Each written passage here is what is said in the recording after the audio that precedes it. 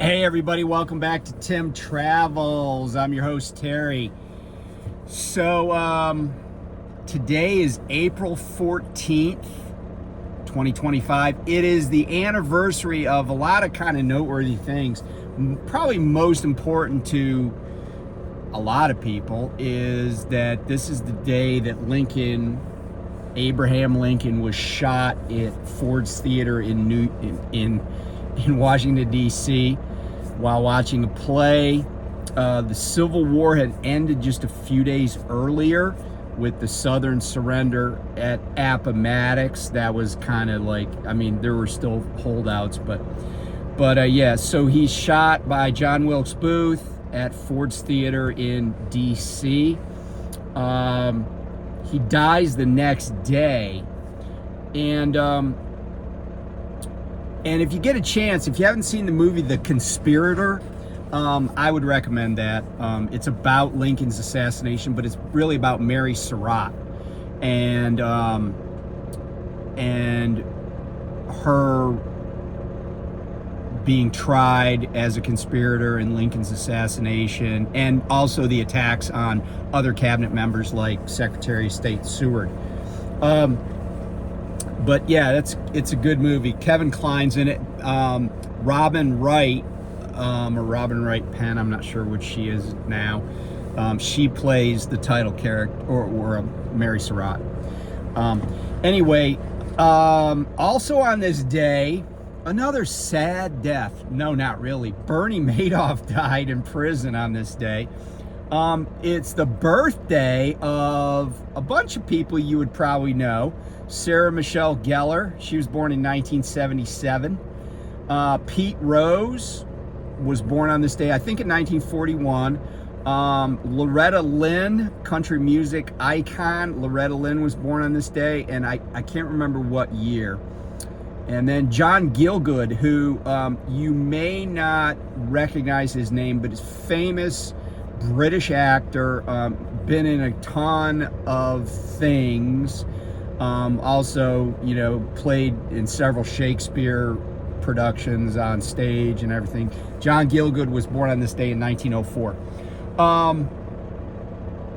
Yeah, so get right into it.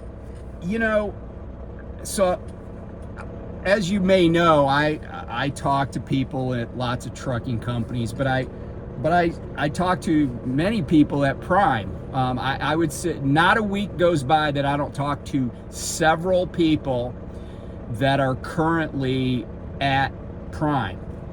And one of the things that's been going on, and I try not to engage in too much hyperbole, and the title of this video is basically how Prime is treating its most loyal drivers like crap.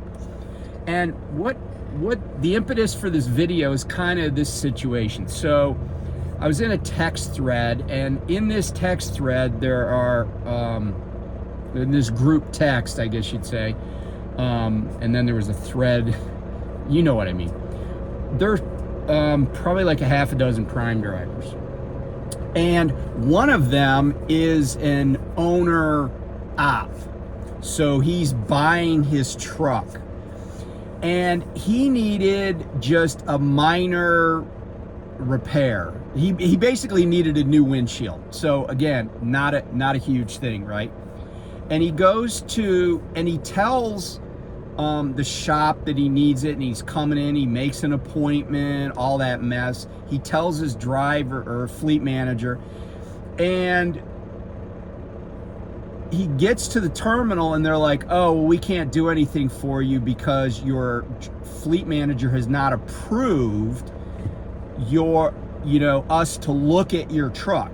Now, what I'm about to describe only applies to people that are purchasing their truck, not regular lease operators or, company drivers. But so they have to basically wake up his fleet manager, because it can't just be anybody in dispatch. It's got to be his fleet manager. he has to get woken up. And then that's just to look at the truck and do an estimate. And then they want that same fleet manager to later approve the repairs. Now, this is a new change at Prime. And in addition to that, in addition to this ridiculousness that's taking up, and he described what his fleet manager what the reaction was. And so I could tell that the fleet managers don't really like this. But the other thing that happened is they wanted him to use his e-fund money to pay for the repair. And in other words, up until now, or up until very recently, any driver, any lease operator, or lease purchase person could go into a Prime shop, get work done, and then they would just net it out of the next settlement, okay? But they won't do that now. And I said to him, and this goes to something that I've talked about in the past, and I've said this before, and I'll say it again. And this does not just apply if you're at Prime. It applies at any trucking company. I'm going to give you a separate example. So, if you've ever leased at Prime, you know that there are several things that happen. There's a tire fund, and they hold money out from your settlement for the tire fund. And as it's labeled, it goes to pay for tires. And then there's also a holdback or a holdout, whatever you want to call it, for your end of lease bonus. And basically that's, I think they hold out 2 cents per mile, and it goes into a fund and it builds up over time. And then at the end of your lease, if there's any repairs that need to be made to the truck, they net it out, and then you get the rest, right? And there have been lots of people that have done videos about that. Freight Skater is one of them. He had actually a pretty solid video. It's been a few years now, and he's still on YouTube, so you can find him. But he did a video just outlining what he got back and stuff and how all that worked.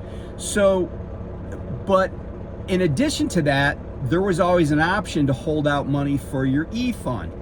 And what a lot of people probably thought was that the e-fund was for them to draw on in the event that they had a week where they were negative.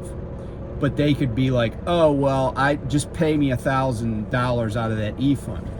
But what this guy that I talked to about this ridiculousness in Salt Lake City at the shop there, he's told me over a couple of different times over probably the past year that when he's come out from the house and been in the hole, they've tried to get him to use his e-fund money to make up the deficiency. And he always says, no, I don't want to do that. Just put a load on me. And he says, and other drivers will tell you this, and I think it's totally true, that when you're in the hole at Prime, they want you to get out of the hole as soon as possible. Your fleet manager has a vested interest in you getting out of the hole. And if you don't know this, if you leave Prime, if you're like, F it, I'm turning my truck in, and you're in the hole, your fleet manager is going to eat part of that. That's going to get taken out of their hide. So they never want you in the hole. But what the idea that you would use your e-fund, which is, the idea there is that you are setting money aside for yourself. It really starts to indicate that Prime doesn't think your e-fund's for you. They think it's for them. And here's what I've told friends and colleagues and even my son when he was at Prime. Do not use the e-fund. Do not let somebody control your money if they're not a fiduciary. In other words, they're not a bank or like a stockbroker or somebody where there are very specific instances where they must relinquish the money. The other thing that drivers do, and it's come back to bite thousands of drivers over the years, is they'll have money on an EFS card and they'll use their EFS card or data card like it's a debit card. Never ever do that. Get the money in your bank account. If you don't have a bank account, open one.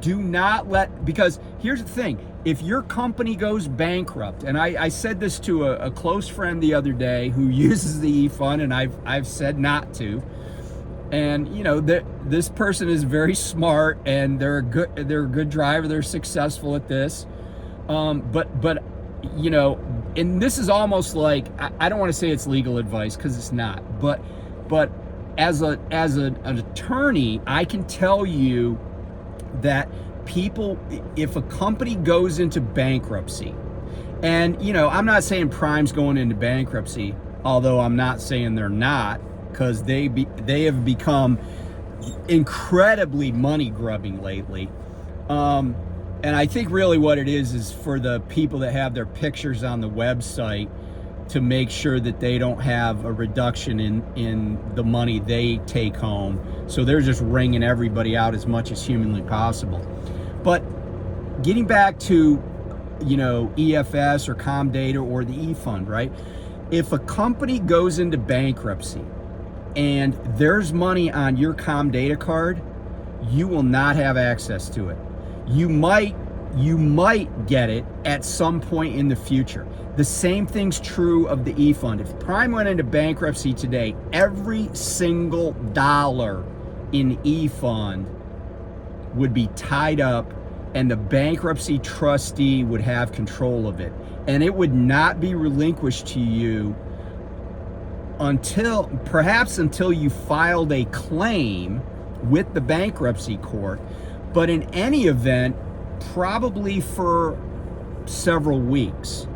Do not let anybody control your money unless you have to. So like, if you have money in a 401k with a company, it's okay if the company declares bankruptcy because the money is not held by the company. That's a law, right? The money is held by the 401k custodian. So even if your company declared bankruptcy and you had $100,000 in your 401k, it's still yours, and you can still get to it pursuant to the terms of the 401k, plan agreement. But do not use e-fund. Do not use, do not let them put money on a card. I got reimbursed for something at the company I'm at now, and it wasn't a lot of money. It was like, $40, $50, whatever. And I was like, where's my freaking money? I wanted to see it in my pay statement from ADP, that goes into my bank account. And they're like, oh, they put it on the EFS card. I'm like, why? Why? Because first of all, it's hard to get. It's a pain in the ass. And I don't care what people say. Oh, I use it all. I don't care. It's a pain in the ass. It's not something that I want to use for anything other than fuel. And I actually had them do that at Prime one time. I didn't have them do it. It just happened that way because something about when I went to orientation, like they couldn't get me money through payroll. It was too quick or something, but they were going to give me, and it was like $1,000 or something. But anyway, you don't do that. And let me give you another example. I've talked about this before too, but I talked to Hirschbach one time, and I was asking about their lease. And then I don't even know how this came up, but it came up in the conversation that if you if you lease a truck at Hirschbach, and if this is not the case anymore, I'd love to hear about it. But when I talk to them, if you lease a truck at Hirschbach and you want a pet on your truck, they charge you a $2,000 deposit. This is a truck that you are leasing, that you have a possessory interest in, and they charge you. You got to pay like $1,000 right away, and then they'll take the other 1,000 in increments. And I said to the guys, like, that's freaking crazy. Why would I want somebody and he's like, oh, well, it's your money. I'm like, no. If I don't have control of it, it's not my money. You know? Like, I'm sitting here by this tree. If I go outside and leave $100 on the ground next to the tree, is it my money? Well, it's my money if I can get to it before somebody else does. You know, but that's the same thing as letting Hirschbach have $2,000. You're probably not going to see that money. And one of the guys that I was talking to that was in this text thread told me about somebody he knows or knows of, but this guy's a very reliable source. And he said, yeah, they called him in, you know, to the terminal, and they're like, yeah, you're done. And then he didn't get any of his e-fund back.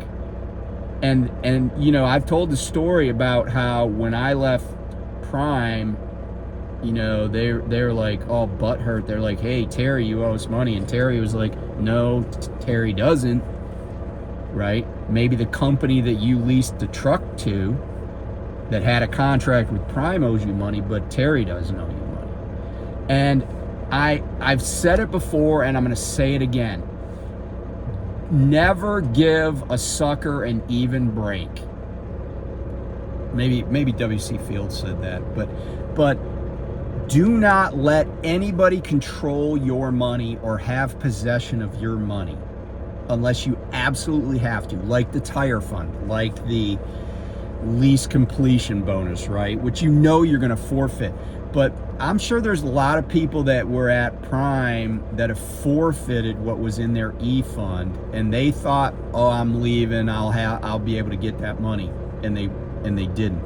And I'll even give you another kind of smaller example. It's probably not so traumatic, but I was at the Pittston terminal one time. I was in the store there, and this couple comes in there, and they're buying a bunch of stuff, and they got a lot of Prime points. And the guy says, they're like, yeah, we got a lot of Prime points, this is our last day here, blah blah blah, right? So he runs their like ID card or whatever, and he's like, there's no points there, there's, you know. And they're like, oh, well,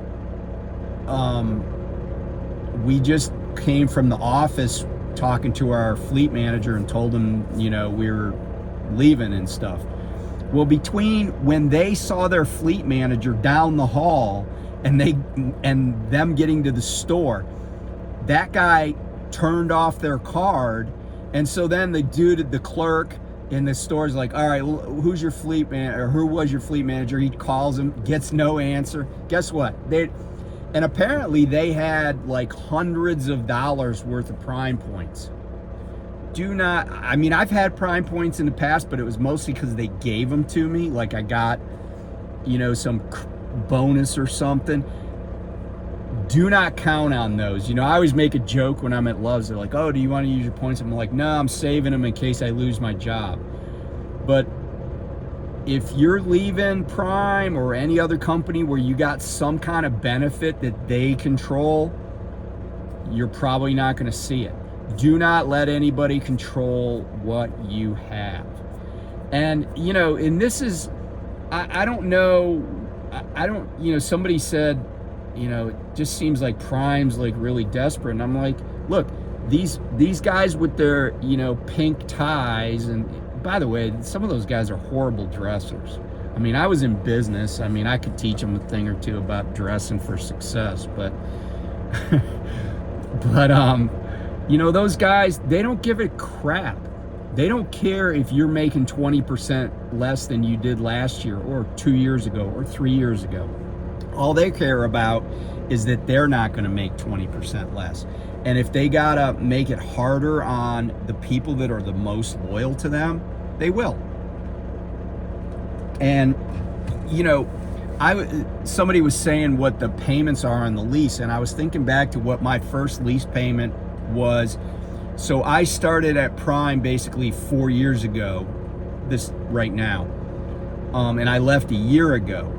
But 4 years ago, my payment on my weekly lease payment was probably about 40%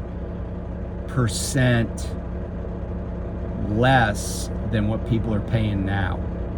And I don't believe that the price of trucks, because because of the downturn in the market, the prices for Class 8 trucks, which these things are, has gone down. And even new trucks, they can't get full, asking price on them because the market's flooded. And Prime, I know, gets a substantial discount from, like PACCAR and, Daimler North America and stuff on the Freightliners. So the fact that they just keep raising the prices when it doesn't correspond to what they're paying, it just tells you that they're not about any of their drivers. They don't care if every single driver there goes broke. I mean, as long as you're making that truck payment, as long as they can, clean out your e-fund, they're going to be happy. So I know it's not good news, but yeah, please don't let anybody control anything that you don't have to let them. Don't use the e-fund. Don't use it. I don't care that they're paying interest, because I guarantee they're taking a piece of the interest that they're getting too, and they're arbitraging your money. It wouldn't surprise me that they are using that money to fund operations on a daily / weekly basis. And here's the difference between, I still have an attorney trust account, what people call an IOLTA account. And that's an account that's specifically designed to hold money that doesn't belong to the attorney, but that the attorney has custody of. But here's the deal. I would get crucified, like disbarred, if I had ever used a dime of money from IOLTA to fund, my own expenses. And lots of attorneys have gotten in that pickle. But see, Prime doesn't have that obligation. They don't have to worry about that. So you might think, oh, I got $1,500, but there might be 1,000 other people that think they got $1,500, and that $1.5 million, if they had to pay out the $1.5 million obligation the same day, they would have to go borrow money to do it. I would not be surprised that they're using that money to fund operations. So again, don't use it. That's all I got to say. I mean, I've said it before. I might say it again, but don't use it. And if there wasn't a great reason before, now there's an even better reason. And by the way, what they're doing to the lease purchase people, it would not surprise me that they eventually extend to the lease people, to the lease operators. So anyway, be safe, and I'll talk to you soon. Bye.